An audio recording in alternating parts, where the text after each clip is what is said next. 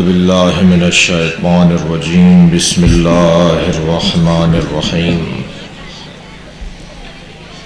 الحمد للہ الذی لا یبلغ مدحتہ القائلون ولا یحصی نعماءہ العادون ولا یعدی حقہ المجتہدون الذی لیس لصفتہ حد محدود ولا نعت موجود ولا وقت معدود ولا اجل ممدود فطر الخلائق بقدرته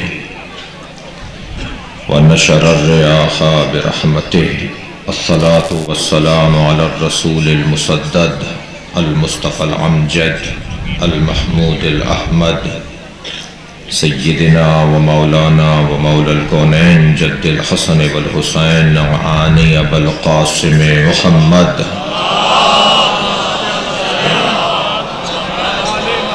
وآلہ الطیبین الطاہرین المعصومین الذین قال اللہ انما یرید اللہ لیذہب عنکم الرجس اہل البیت ویطہرکم تطہیرا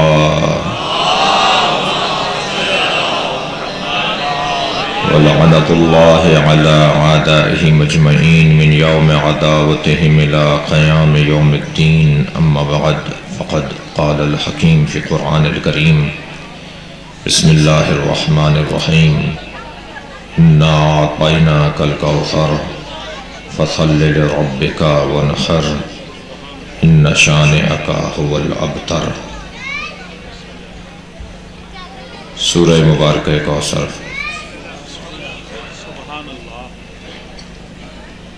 قرآن کا سب سے چھوٹا سورہ مگر قرآن کی حفاظت کا سب سے بڑا سامان ہے۔ اللہ انبیاء کرام کی محنتوں کو تورات، زبور، انجیل اور قرآن کو خود نبی پاک کی محنتوں کو فاطمہ کے ذریعے بچاتا ہے۔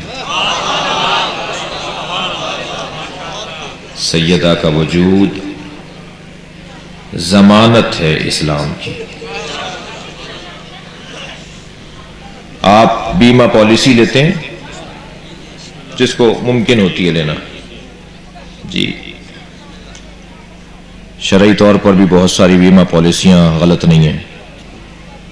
آپ بیمہ پالیسیاں لیتے ہیں تاکہ آپ کا مال، آپ کا گھر، آپ کے بچوں کی مالی ضمانت آ جائے۔ عزیزو، جب اللہ اسلام کو بیمہ عطا کرتا ہے تو اسے فاطمہ نام دیتا ہے۔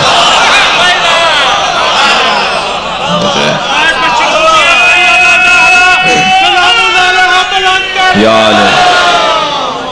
سیدہ اسلام کا بیمہ ہے۔ اچھا، بہت سارے بیمہ پالیسیوں کا تو اعتبار نہیں ہے نا، کیا معلوم کہ دھوکہ دے جائیں، اس لیے میں نے نہ کسی کا نام لیا اور نہ میں کسی بیمہ پالیسی کے لیے یہاں آیا ہوں، لیکن میں جس بیمہ پالیسی کے لیے آیا ہوں اسے حب فاطمہ کہا جاتا ہے۔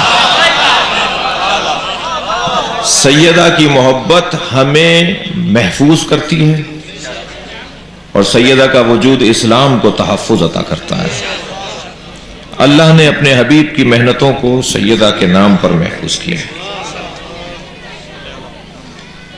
قرآن مجید کا سب سے چھوٹا سورہ ہے مگر قرآن میں اللہ نے اس سورے کو بنام سیدہ نازل کیا اور اتنا اچھا لگا اللہ کو سیدہ سے اس سورے کی نسبت کہ جو الفاظ سیدہ کو دے دیے پھر قرآن میں دوبارہ نازل ہی نہیں کیے۔ قرآن میں آیتوں کی تکرار ہوئی ہے، قرآن میں آیتوں کی تکرار ہوئی ہے، لیکن یہ واحد سورہ ہے جس کی تکرار پھر قرآن میں نہیں ہوئی۔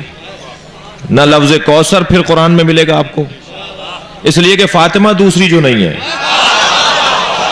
صحیح ہے۔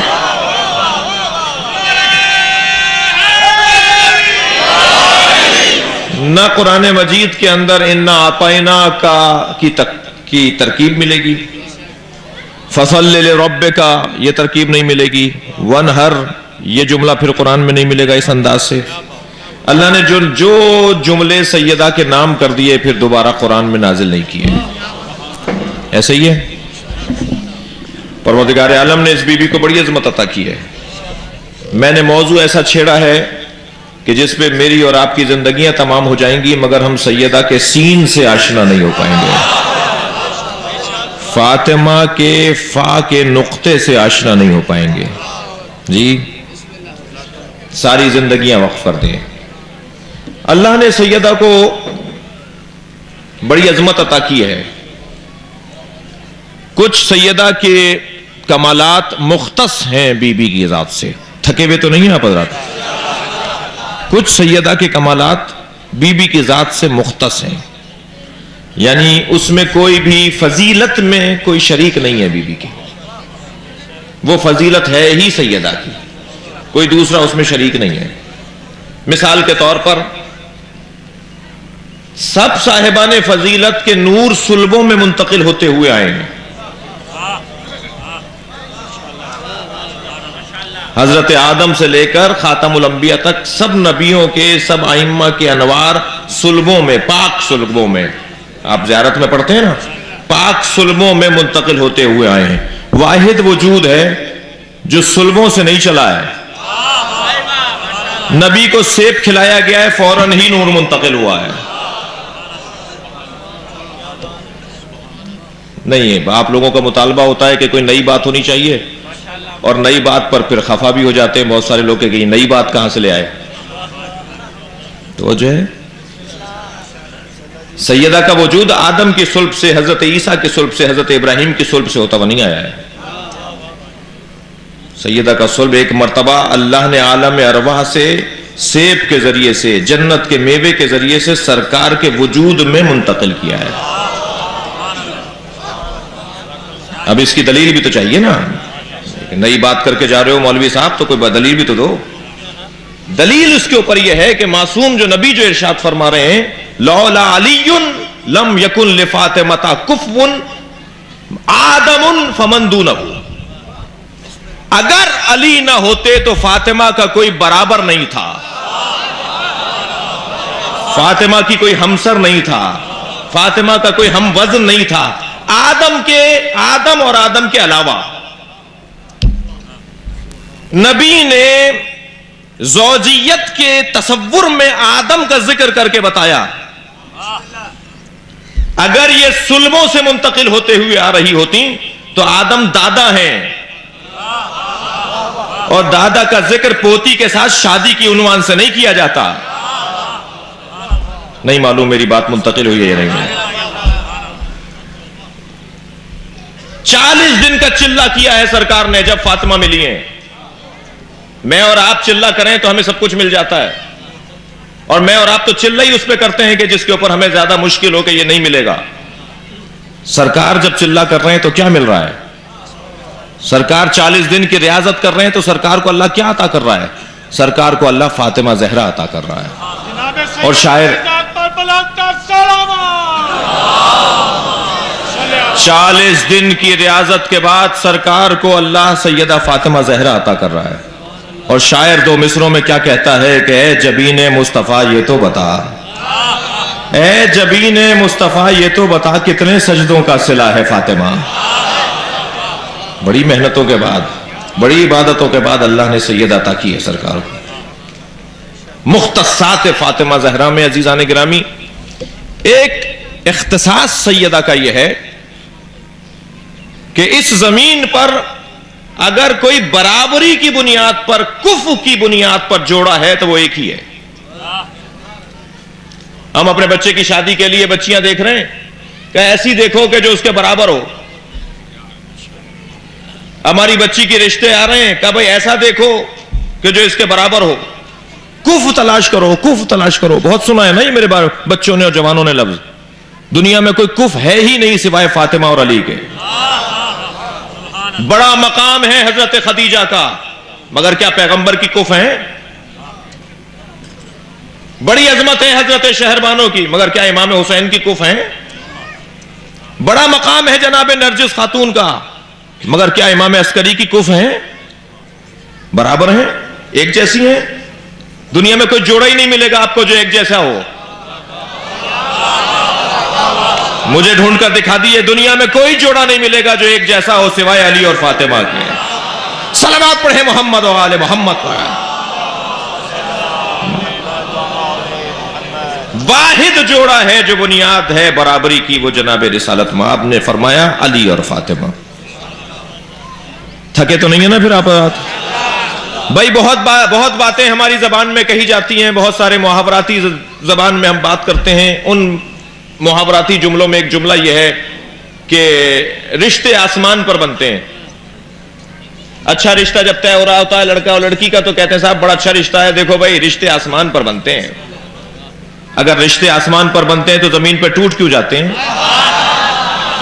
توجہ نہیں کر رہے آپ. اللہ کا بنایا ہوا تو ٹوٹتا نہیں ہے.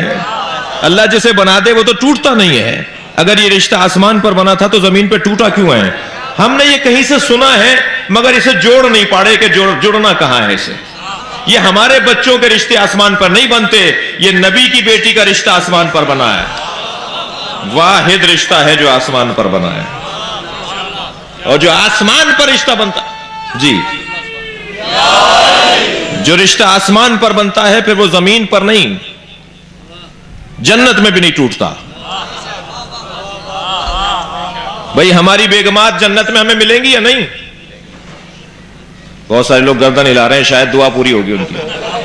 جی تو ممکن ہے کوئی کہے مولانا کیا بد دعا دینے آئے ہیں یا دعا دینے آئے ہیں؟ اور یہی حال بیگمات کا بھی ہو سکتا ہے کہ مولانا کیا دعا دے رہے ہیں، یہی شوہر مل رہے ہیں کیا دوبارہ؟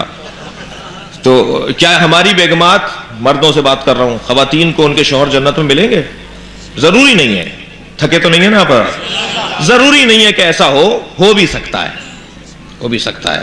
اگر آئیڈیل زندگی گزرے، اگر مثالی زندگی گزرے. تھکے تو نہیں ہے نا آپ؟ بی بی کی حدیث سنانے جا رہا ہوں آپ کو. بی بی فرماتی ہیں 3 عورتیں میرے ساتھ جنت میں رہیں گی. مجلس میں خواتین کی تعداد کم نہیں ہے، زیادہ توجہ چاہوں گا ان کی. بی بی فرماتی ہے 3 طرح کی عورتیں یعنی 3 صفتیں رکھنے والی عورتیں میرے ساتھ جنت میں رہیں گی. میں کہتا ہوں اس سے بڑی جنت ہی نہیں ہے کہ سیدہ کا پڑوس مل جائے.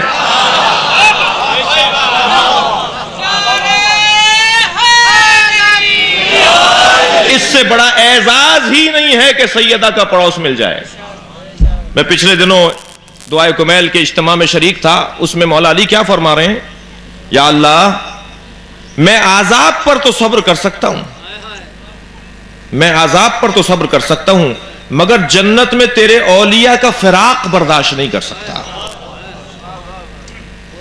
اگر جنت میں بھی علی نہیں ملیں گے یعنی ہمیں ایسی جگہ رکھا جائے گا جہاں مولا علی نہ ہو.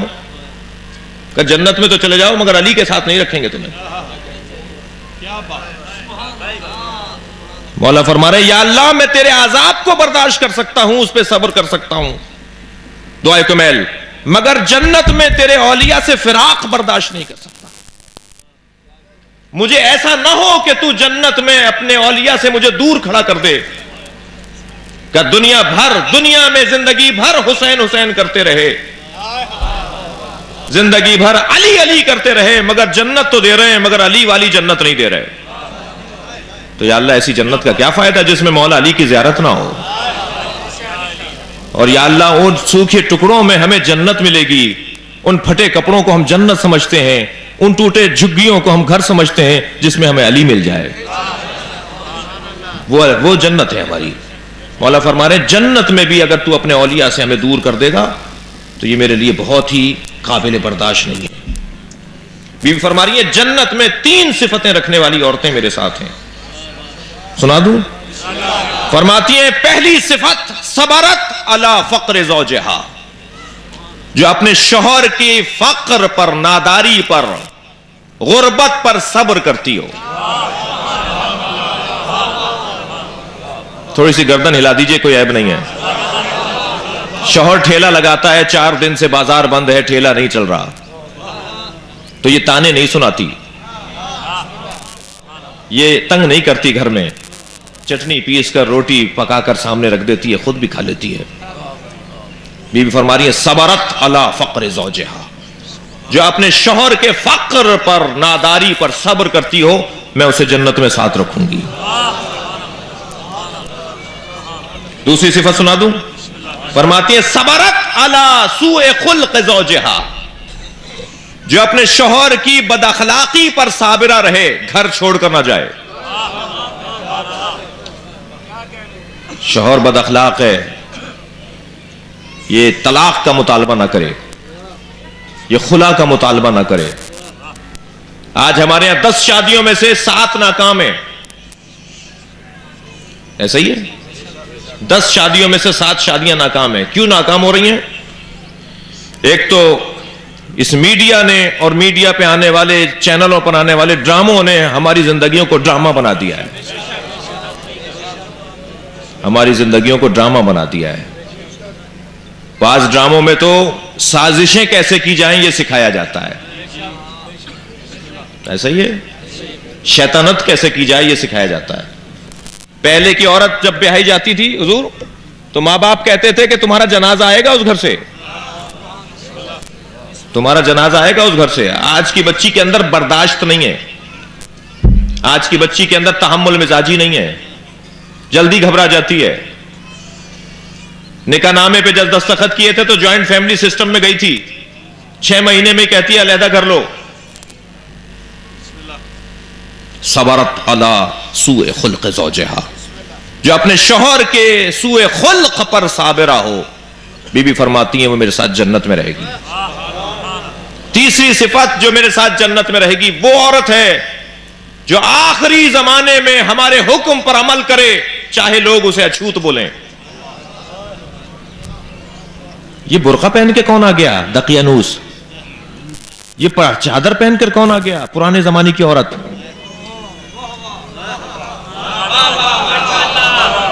یہ شاپنگ مالوں میں جانے کے لیے تیار کیوں نہیں ہو رہی پرانے زمانے کی عورت؟ ایک زمانہ آئے گا, بی بی فرما رہی ہے, ایک زمانہ آئے گا جب ہماری چاہنے والی عورتوں کو ہمارے حکم پر عمل کرنے کی وجہ سے اچھوت کر دیا جائے گا. کہ انہیں مت بلانا وہ برقع پہن کے آ جاتی ہیں, انہیں مت بلانا وہ چادر پہنتی ہیں, انہیں مت بلانا وہ نماز پڑھنے والی ہیں, وہ دین پر عمل کرنے والی ہیں, وہ غیبت برداشت نہیں کرتی. ایک زمانہ آئے گا کہ جب ہمارے حکم پہ عمل کرنے والوں کو دور ہٹایا جائے گا. بی بی فرماتی ہیں یہ عورت میرے ساتھ جنت میں رہے گی.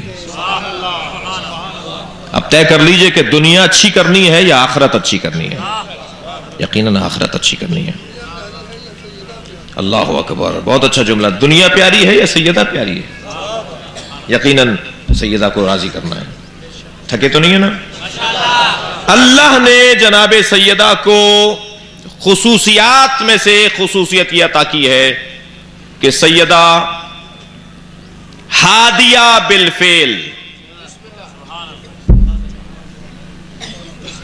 یہ بچہ بیٹھا ہے, وہ بچہ بیٹھا ہے, وہ بچے بیٹھے ہوئے ہیں. وہ بچہ ڈاکٹر بالقوہ ہے, چھوٹا سا بچہ ہے, وہ ڈاکٹر بالقوہ ہے, وہ انجینئر بالقوہ ہے, یہ پائلٹ بالقوہ ہے, یہ عالم بالقوہ ہے, یہ مجتہد لیکن ڈاکٹر صاحب بیٹھے ہیں, یہ ڈاکٹر بالفعل ہے, یہ ابھی ڈاکٹر ہے. فلسفے میں اور منطق میں یہ ابھی ڈاکٹر ہیں اور وہ ہو سکتا ہے ڈاکٹر ہو. ایسا ہی ہے. یہ ابھی زمیندار ہیں, یہ ہو سکتا ہے کہ زمیندار ہو. تو جو ابھی ہے اسے کہیں گے بالفعل, اور جو ہو سکتا ہے اسے کہیں گے بالقوہ. اس میں قوت ہے, اس میں اہلیت و صلاحیت ہے کہ وہ ڈاکٹر ہو سکتا ہے. عزیزان گرامی, امام حسن کے ہوتے ہوئے امام حسین بالقوہ امام ہیں. نبی کے ہوتے ہوئے مولا علی بالقوہ مولا ہیں. تبھی تو غدیر میں کہا تھا جس کا میں مولا اس کا علی مولا.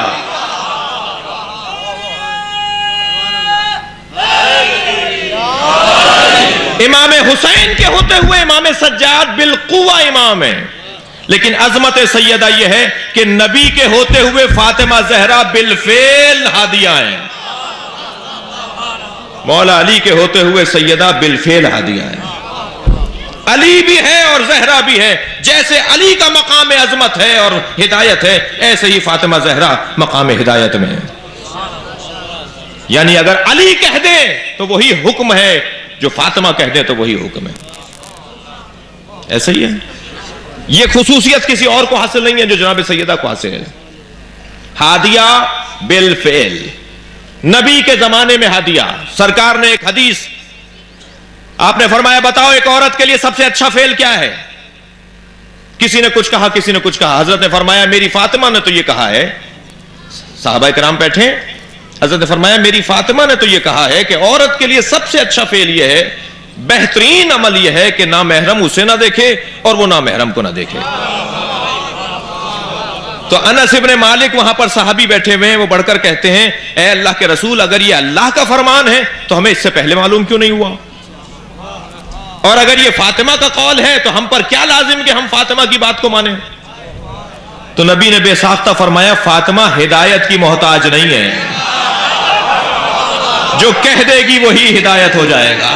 صلوات پڑھیں محمد و آل محمد پر. بی بی کا وجود ہادیہ بالفعل. میں نے اپنا مضمون آپ کو واضح کر دیا کہ یہ بولنا چاہتا ہوں. سیدہ ہادیہ بالفعل، نبی کے زمانے میں ہے ہادیہ، مولا علی کے زمانے میں ہے ہادیہ. ایسا ہی ہے. شہادت ہو چکی ہے، قبر نہیں مل رہی، مگر گمشدہ قبر بی بی کی ہدایت دے رہی ہے. بہت سارے لوگ تو نظر آتے ہیں تو ہدایت دیتے ہیں نا. بی بی امام مہدی کی ماں ہے،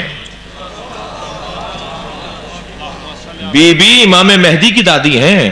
جیسے وہ بغیر نظر آئے ہوئے وہ ہدایت دے رہے ہیں، ایسے سیدہ کی قبر نظر نہیں آتی مگر قبر ہدایت دے رہی ہے. ہر شخص پوچھ رہا ہے کہ قبر کہاں ہے، ہر شخص سوال کر رہا ہے کہ بی بی کی قبر کہاں ہے. یہ بی بی کی قبر کا مخفی ہونا ہدایت ہے. مجہولتن قبرها و مجہولتن قدرها، جن کی مخفی قبر ہدایت دے رہی ہے. جی امام حسین کا جھل ملاتا ہوا روزہ ہدایت دے رہا ہے، جناب زہرا کی قبر کا پتہ نہیں ہے اور وہ قبر ہدایت دے رہی ہے. سیدہ آج بھی ہادیہ ہیں، نبی کے ساتھ ہیں ہادی، مولا علی کے ساتھ ہیں ہادی.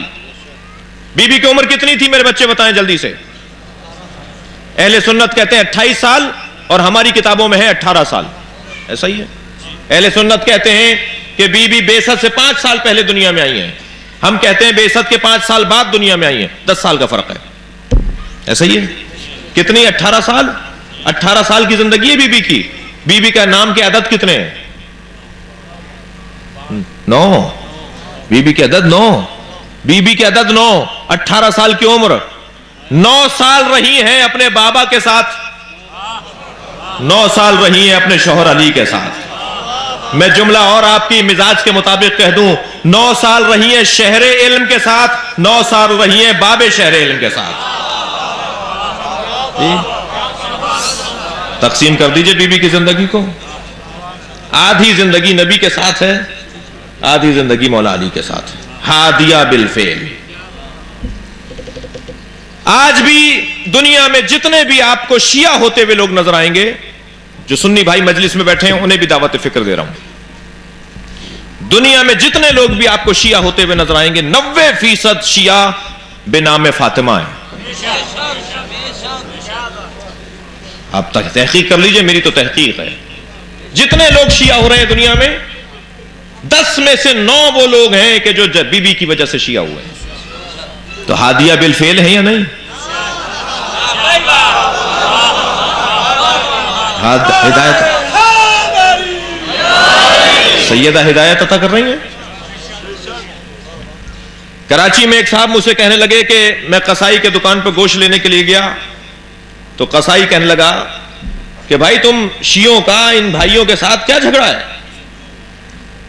تو وہ کہنے لگے، ساغر نقوی صاحب ایک شاعر اہل بیت تھے، ادیب تھے، وہ کہنے لگے، انتقال ہو گیا پچھلے دنوں، وہ کہنے لگے ہمارا کوئی جھگڑا نہیں ہے. کہنا نہیں جھگڑا کیسے نہیں ہے، اذان علیحدہ ہے، سب کچھ علیحدہ ہے، تم ان سے علیحدہ رہتے ہو، اختلاف تو ہے. کہنا ہاں اختلاف ہے، جھگڑا نہیں ہے. کہنے لگے چلو یہی بتا دو کہ اختلاف کیا ہے. کہنے لگے اختلاف ہمارا یہ ہے کہ ہم بی بی کی مظلومیت کے اوپر روتے ہیں. بی بی مدینے میں مسجد میں گئیں اپنا حق مانگنے کے لیے، بی بی کو حق نہیں دیا گیا. کہنے لگا ماجرا کیا ہے؟ کہنے لگے ماجرا یہ ہے کہ بی بی کا باغ تھا، وہ مانگنے کے لیے سیدہ دربار میں گئی تھیں اور بی بی کو یہ کہہ کر لوٹا دیا گیا کہ یہ آپ کا نہیں ہے۔ توجہ ہے؟ ابھی کھڑے ہوئے باتیں کر رہے تھے کہ دو ریش دراز لوگ بھی وہاں گئے، تو اس قصائی نے ان سے پوچھا بھائی یہ شیعہ حضرات کیا بولتے ہیں؟ کہ کیا بولتے ہیں؟ کہ بی بی باغ مانگنے گئی تھی اور بی بی کو باغ نہیں دیا۔ کہنے لگے ہاں بی بی کا نہیں تھا۔ وہ کیا بولنے لگے؟ کہنے لگے بی بی کا نہیں تھا۔ تو ایک موٹی سی بات کر کے اس قصائی نے جملہ کہا۔ قصائی نے کیا کہا؟ اگر بی بی کا نہیں تھا نبی کی بٹیاں مانگ رہی تھی دے دیتے، نہیں بھی تھا دے دیتے کہ نبی کی بیٹی ہے۔ نبی کی بیٹی مانگ رہی ہے۔ آج بھی سیدہ کے نام پر لوگوں کو ہدایت نصیب ہو رہی ہے۔ آج بھی لوگ سیدہ کی وجہ سے مسلمان ہو رہے ہیں، شیعہ ہو رہے ہیں۔ ہادیہ بالفعل۔ میرے بچوں نے اور جوانوں نے سنا ہے کہ عمر ابن عبدالعزیز نے دو بڑے کارنامے کیے، یوں تو اور اچھے بھی کام کیے اس نے، لیکن یہ دو بڑے اچھے کام یہ کیے کہ ایک تو کہا کہ میں فدق کو واپس کرنا چاہتا ہوں، فدق واپس کرنا چاہتا ہوں۔ دوسرا اچھا کام یہ کیا کہ اس نے حکم نامہ جاری کیا، آرڈر جاری کیا، نوٹیفیکیشن جاری کیا کہ آج کے بعد ممبروں سے علی پر تبرہ نہیں ہوگا۔ مولا علی پر سب ہوتا تھا۔ اچھا میں کیا کروں کہ میں سب بولتا ہوں تو یہ بچہ سمجھتا نہیں ہے، کھل کر بولتا ہوں تو ادب مانے۔ لفظ لان استعمال کرتے تھے، مولا پہ تبرہ ہوتا تھا۔ مدتوں ممبر سے مولا کے اوپر نامناسب جملوں کی نسبتیں دی گئیں۔ عمر بن عبدالعزیز نے نوٹیفیکیشن جاری کیا کہ آج کے بعد سرکاری حکم نامہ یہ ہے کہ کوئی علی کی شان میں توہین نہیں کرے گا۔ میں آپ سے سوال کرتا ہوں یہ کیسے ہوا؟ اس نے ایک یہودی کو تیار کیا۔ اب بی بی کے تو فضائل بھی مصائب ہیں نا، اور مصائب بھی فضائل ہیں۔ ایک یہودی کو تیار کیا کہ میں دربار میں علماء کو جمع کروں گا اور فلاں تاریخ کو تم دربار میں آ جانا، اور آنے کے بعد یہ کہنا۔ دربار سجا ہوا ہے، عمر ابن عبدالعزیز تخت پر بیٹھا ہے، علماء بیٹھے ہوئے ہیں، خاص محفل علماء کی سجائی گئی ہے۔ دروازے پر شور ہونے لگا، کوئی اندر آنا چاہتا ہے۔ پوچھا کون ہے؟ کہا ایک یہودی ہے جو کہتا ہے کہ مجھے امیر سے ملنا ہے، اور اس نے وقت نہیں لیا تھا اور اس وقت اس کا آنے کا وقت نہیں ہے۔ کہنے لگا نہیں، اگر آ گیا ہے تو بلا لو اندر۔ اب ایک مرتبہ دربار میں داخل ہوتا ہے، پہلے سے طے شدہ ہے۔ ایک یہودی دربار میں داخل ہو کر کہتا ہے امیر مجھے آپ سے ایک بات کرنی ہے، آپ امیر ہیں، آپ چاہیں تو وہ چیز دے سکتے ہیں جو میں آپ سے مانگنا چاہتا ہوں۔ کہنے لگے مانگو، کیا مانگنا چاہتے ہو؟ کہ ناراض تو نہیں ہوں گے؟ کہ نہیں، اگر کوئی میں چیز ایسی ہوگی کہ جو دے سکتا ہوں گا تو ضرور دوں گا۔ آگے بڑھ کر یہودی کہتا ہے مجھے اپنی بیٹی شادی کے لیے دے دیجئے، میں آپ کی بیٹی سے شادی کرنا چاہتا ہوں، میں آپ کی بیٹی سے نکاح کرنا چاہتا ہوں۔ ادھر سے تلواریں نکلنے لگیں، ادھر سے آواز آنے لگی، کچھ لوگ آگے بڑھے پکڑنے کے لیے، مارو، بدتمیز ہے، ادب نہیں ہے، احترام نہیں ہے، امیر سے کہہ رہا ہے کہ اس کی بیٹی سے شادی کرنا چاہتا ہوں۔ عمر ابن عبدالعزیز نے کہا خاموش، یہ دربار میں کھڑا ہے، اسے پوچھو تو صحیح کہ اس نے جرت کیسے کی ہے کہ اس کی جرت کیسے ہوئی کہ یہ مجھ سے میری بیٹی مانگے، ایک یہودی ہو کر، غیر مسلم ہو کر۔ کہنے لگا امیر میں نے کیا غلط کہا ہے، کیوں ناراض ہو گئے؟ میں غیر مسلم ہوں نا۔ آپ کے ہاں مسلمانوں کے ہاں لعن اس پر کیا جاتا ہے جو ظالم ہو یا کافر ہو۔ آپ لعنت ان پر کرتے ہیں جو ظالم ہو یا کافر ہو۔ میں نے کیا غلط بات کی ہے؟ آپ تو سارے مسلمان مل کر اس پر برا بھلا کہتے ہیں جسے نبی نے اپنی بیٹی دی تھی۔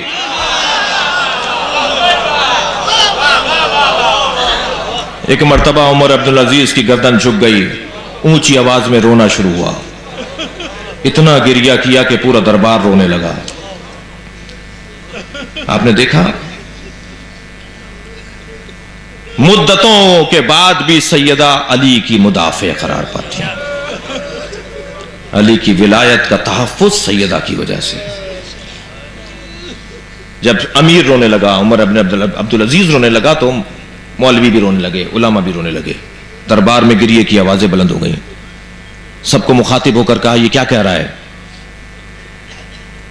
یہ کیا کہہ رہا ہے؟ کہا یہ امیر صحیح کہہ رہا ہے، ہم ایک مدت سے غلط کام کر رہے ہیں، کیا غلط کام کر رہے ہو تو آج کے بعد بند کرو۔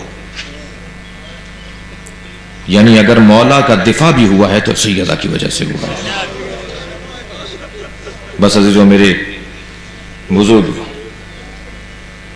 بہت اچھا پڑھنے والی ایک شخصیت، آپ سب ان سے استفادہ کریں گے۔ چلیے کچھ دیر کے لیے اپنے ذہنوں کو مدینہ لے چلیے۔ مدینے میں ایک گھر سے دھواں اٹھ رہا ہے، مگر عزیزدارو وہ دھواں چولہے کے جلنے کا نہیں ہے،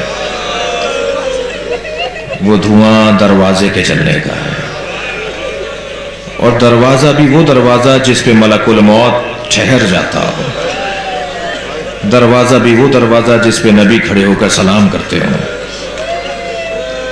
بڑا ظلم ہوا ہے سیدہ کے ساتھ، میری اور آپ کی زندگیاں ختم ہو جائیں مگر سیدہ کا درد ختم نہیں ہوگا۔ ہر امام معصوم نے رونے والوں بی بی پر گریہ کیا ہے، ہر امام نے گریہ کیا ہے۔ بشار مکائی کہتے ہیں میں امام صادق کی خدمت میں پہنچا، امام کھجور کھا رہے تھے، کھجور کے دانے کھا رہے تھے، خرمے کھا رہے تھے۔ میں نے آگے بڑھ کر کہا مولا میں بازار سے آ رہا ہوں، میں نے دیکھا کچھ سپاہی ہیں جو کہ عورت کو مارتے ہوئے لے جا رہے ہیں۔ امام کے ہاتھ میں کھجور کا دانہ تھا، اسے ظرف میں واپس رکھ کے فرمایا تم نے پوچھا نہیں اسے کیوں مار رہے تھے؟ کہنے لگے مولا میں نے پوچھا، بتایا مجھے لوگوں نے کہ یہ بازار سے گزر رہی تھی، اس کی ٹھوکر لگی تو یہ زمین پر گر گئی، اور جیسے ہی زمین پہ گری تو اس نے بے ساختہ کہا اللہ فاطمہ کے قاتلوں پہ لعنت کرے۔ سپاہیوں سے یہ جملہ برداشت نہیں ہوا، اسے مارتے ہوئے لے گئے۔ امام نے مصلی بچھا دیا، دو رکعت نماز پڑھ کے ہاتھ اٹھائے، یا اللہ تیری فاطمہ کی کنیز ہے، اسے مارا جا رہا ہے اس جرم میں کہ یہ فاطمہ کی چاہنے والی ہے۔ امام باقر کو تب کی کیفیت تھی، امام نے فرمایا اپنے غلام سے کہ میرے اوپر ٹھنڈا پانی ڈالو۔ جب غلام ٹھنڈا پانی ڈالنے لگا تو امام بار بار فرما رہے تھے یا زہرا یا زہرا۔ پوچھنے والے نے پوچھا مولا آپ اپنی دادی کو کیوں یاد کر رہے ہیں؟ فرمانے لگے جب تکلیف ہو نا تو بڑی تکلیف کو یاد کیا کرو، میں اپنی دادی کی تکلیف کو یاد کر رہا ہوں۔ بس عزادارو،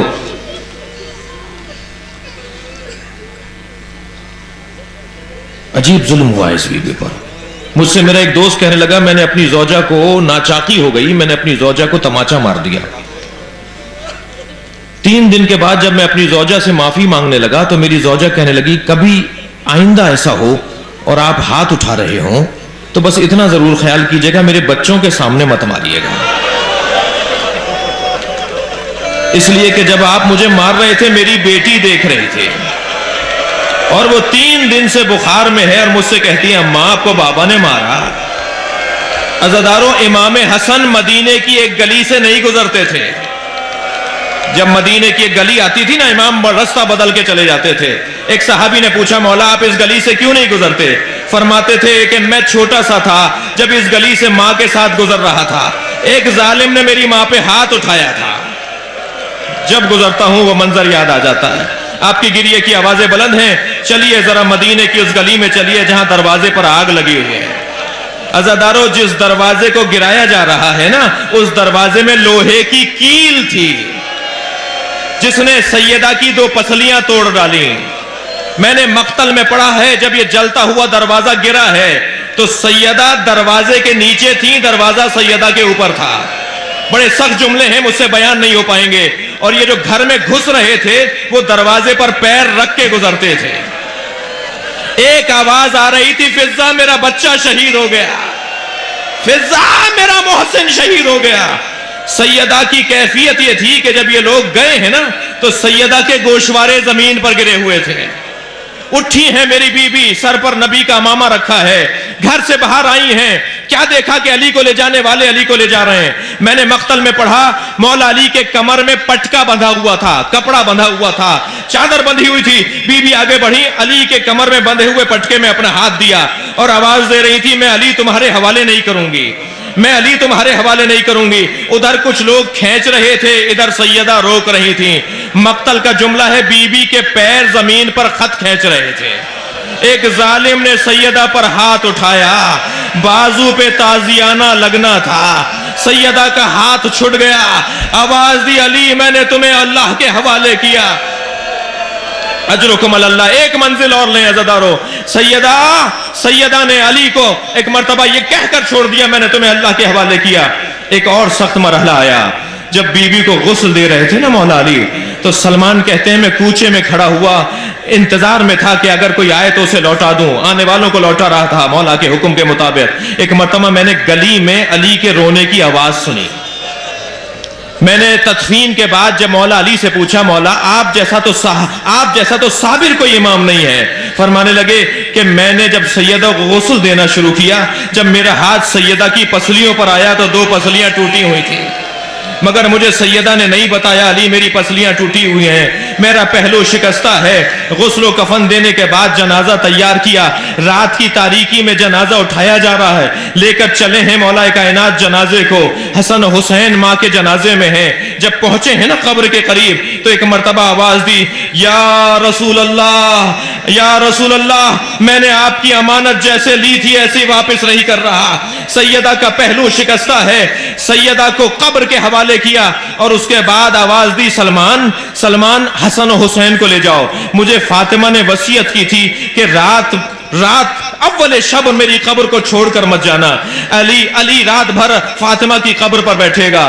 راوی کہتا ہے وضع خدہ علی قبرہا, علی نے اپنا رخسار فاطمہ کی قبر پہ رکھ دیا اور اتنا گریہ کیا کہ قبر زہرا تر ہونے لگی اور آواز دیتے تھے, اے فاطمہ اب علی تنہا ہو گیا, اب کوئی نہ رہا جو علی کا درد سن سکے. الا لعنت اللہ علی قوم الظالمین فسيعلم الذين ظلموا أي منقلب ينقلبون.